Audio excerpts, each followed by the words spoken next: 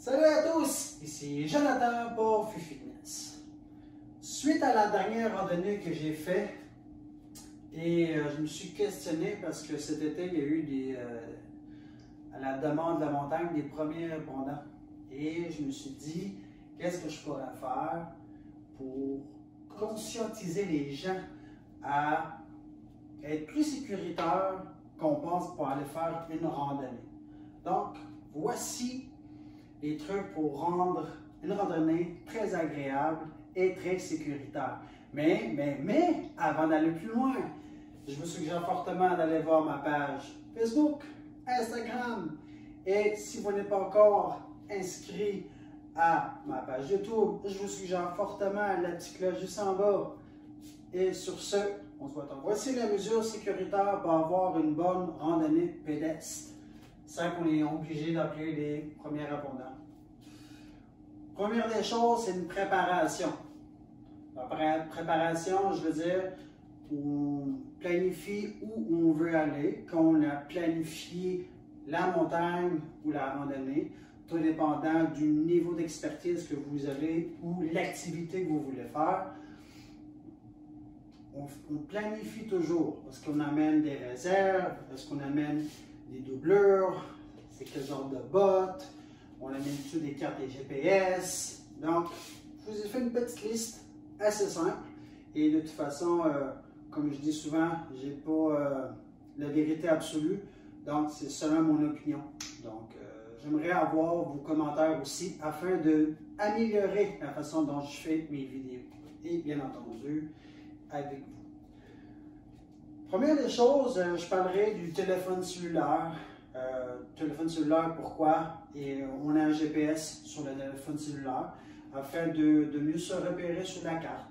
Si vous ne voulez pas utiliser vos cellulaires parce que vous êtes un petit peu plus aventurier, au moins prendre une photo de la carte des tracés sur la montagne afin de mieux vous situer. Et de toute façon, les montagnes sont toujours bien balisées, donc on retrouve toujours des étiquettes, ça dépend des montagnes, ça peut être bleu, rouge, jaune, vert, qui vous dit où vous êtes rendu sur la montagne et combien de kilomètres vous avez déjà fait.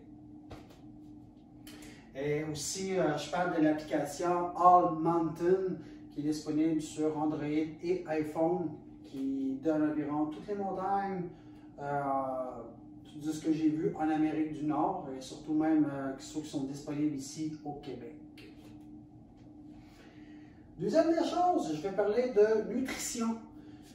Pourquoi nutrition? Ben, c'est vraiment important parce que souvent, les gens qui ne mangent pas, le caractère change assez rapidement, surtout si on n'est pas entraîné, on voit la distance, on voit la montée.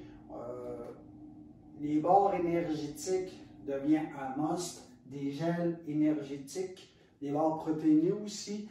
Ça peut être, tout dépendant de votre randonnée, ça peut être un pique-nique, vous pouvez emmener des sandwichs.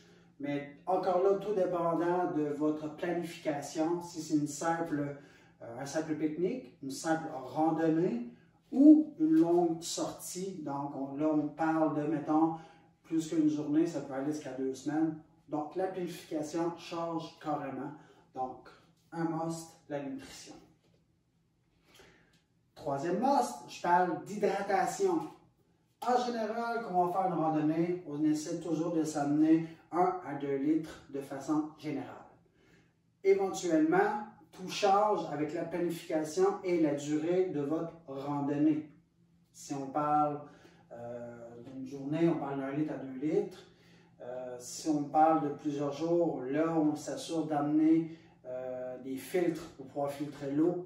On s'assure d'avoir des électrolytes, qui est vraiment important. En montagne, on fait un effort physique, donc c'est vraiment important de garder son énergie optimale. Parce que quand on transpire, c'est pas juste de l'eau, on perd aussi des nutriments. Donc, pour contre-réagir contre la fatigue, les électrolytes deviennent un must. Quatrième des choses, je vais parler de protection solaire. Une bonne paire de lunettes de soleil devient un must. Oh, pardon. Donc, je parle aussi de chapeau. Chapeau, casquette pour se protéger du soleil. Le soleil est notre ami, mais lors d'une randonnée, ça peut être le contraire. Coup de chaleur, fatigue, on n'a pas assez mangé, donc le soleil nous frappe dessus. Se protéger devient un must. On n'oublie pas aussi le baume à lèvres. Et ce qui m'amène au cinquième, je vais parler des vêtements. Vêtements qui parlent de chaussures.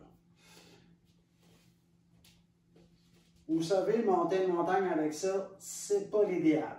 Et d'après les premiers répondants, parce que vos pieds sont en sang, il faut réfléchir. Planification. C'est un must. Je vais parler de souliers. Vous avez le choix entre des bottes et des souliers. Moi, je choisis avec les souliers. Plus facile pour moi. Personnellement, investissez un petit peu plus. J'ai mis du Gore-Tex, donc mes souliers restent toujours, mes pieds restent toujours au sec, peu importe la condition, dans l'eau, dans la base, aucun problème. Excellente adhésion, excellente adhérence, surtout sur les roches mouillées. Moi, j'ai présentement des ASICS. Honnêtement, c'est des pantoufles qu'on appelle. Très, très bon achat.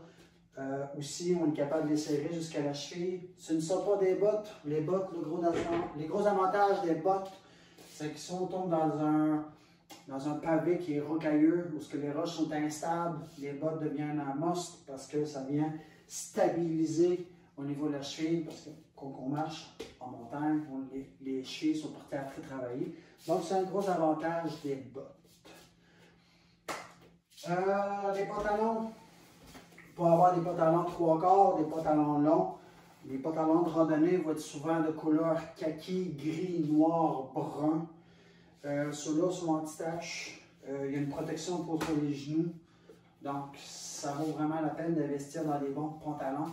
Vous en avez aussi en Gore-Tex. Vous en avez doublé pour l'hiver. Donc, il y a différentes gammes pour différents budgets et différentes aventures. Ici, je parle des multicouches. Donc, j'ai une veste matelassée, une veste qui va me garder au chaud durant la montée. Ce n'est pas fait pour l'eau, pour la pluie. Sinon, ça va être assez lourd et on va endommager le produit. Donc, si il pleut, je vais mettre une veste en Gore-Tex. Donc, un coup de vent. Le couper le vent et bien sûr la pluie qui va me garder au sec. Parce que les températures de montagne changent très rapidement. En bas, il peut faire super beau, faire soleil, et en montant, oups, il commence à pleuvoir, il vente, la température baisse. Donc, c'est vraiment important de transporter des vêtements différents et que ça puisse rester au sec. Et au prochain point, je vais vous parler du sac. Donc, tout dépendant de vos planifications, si c'est un pique-nique, une randonnée ou plusieurs jours, le grosseur du sac va carrément changer. C'est un sac en Gore-Tex, l'eau ne passe pas à travers. C'est un sac d'une demi-journée. Présentement, j'opte pour... je prévois acheter un sac d'une journée de plus grosse quantité pour faire les plus longues randonnées. Ce qui est vraiment important de vérifier aussi, c'est la qualité du produit et aussi les rembourrages au niveau lombaire et des omoplates. Donc, pour que le sac soit plus léger, plus facilement transportable, on a des attaches sur le côté et avec ce sac-là, ben, mes vestes et tout ce que je vais mettre dedans, je vais m'assurer que ça reste au sec. Donc, il vaut mieux investir des fois, payer un petit peu plus cher, mais ça reste au sec. Et bien sûr, je suis premier répondant. Une des premières choses que j'amène, c'est une trousse de premiers soins. Bien évidemment, on rencontre toujours plusieurs cas sur une montagne. Ça arrive, mais majoritairement, ça n'arrive pas parce que les gens sont conscients, donc ils font l'activité, sont au moment présent, et c'est ce qu'on souhaite. Mais une trousse de premiers soins, quand vous amenez ça, ben, on ne sait jamais, vous êtes toujours prêt à la rencontre de ce qui peut arriver. Donc voilà, c'était une petite liste des choses à prendre en conscience quand vous allez faire une randonnée. Voilà, C'est une petite liste dans laquelle je vous ai concocté uniquement pour vous. Bien évidemment, il y a des choses qui peuvent changer. Hein? Ce n'est pas une règle absolue. Je n'ai pas la connaissance absolue, donc je suis ici pour grandir, pour apprendre, explorer, grandir, évoluer. Donc, j'espère que ça va vous servir et j'espère que ça va vous allumer certaines lumières. Vous allez dire, ah oui, c'est vrai, je dois planifier la météo, je dois amener plus de linge, plus de bouffe. Donc, en espérant de pouvoir améliorer la qualité de votre prochaine randonnée. Sur ce, je vous souhaite une excellente semaine. Paix, amour et surtout, soyez fous.